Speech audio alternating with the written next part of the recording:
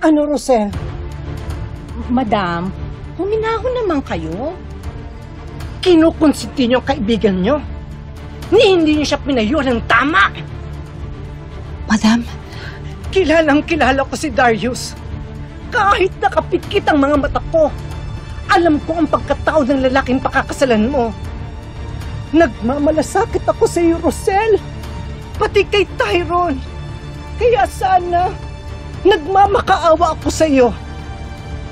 Pag-iisipan mong mabuti itong gagawin mo.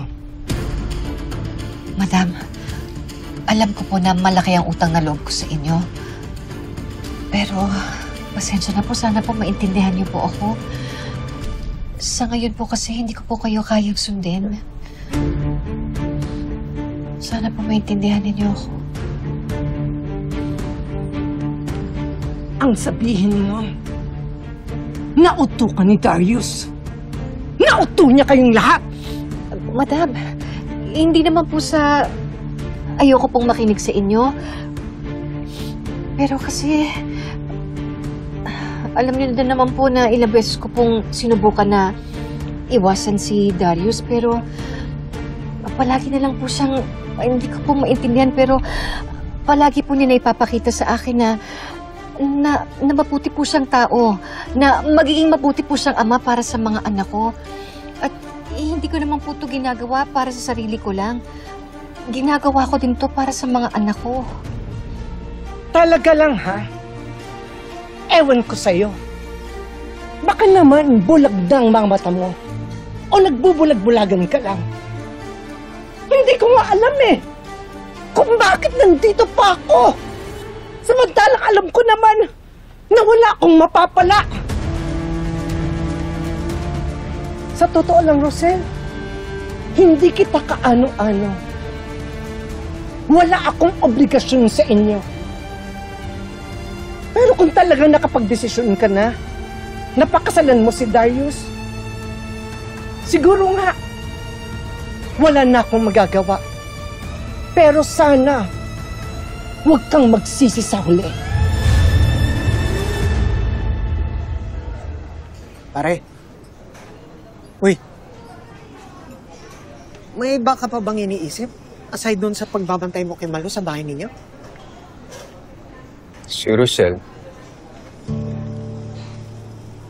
Ano tungkol sa kanya?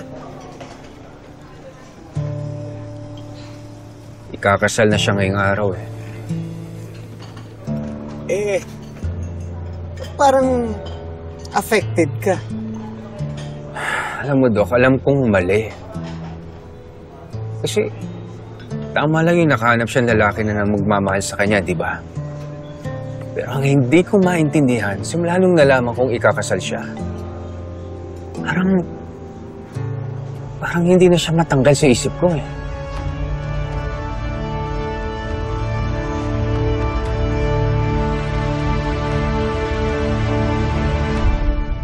Madam! Madam! Sir.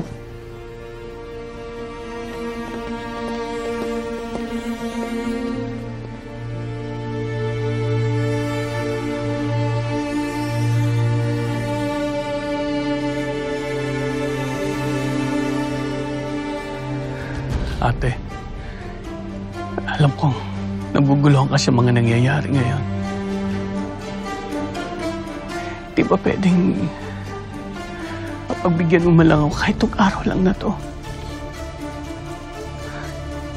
Sana matanggap mo man lang kung anong desisyon namin ni Rosel.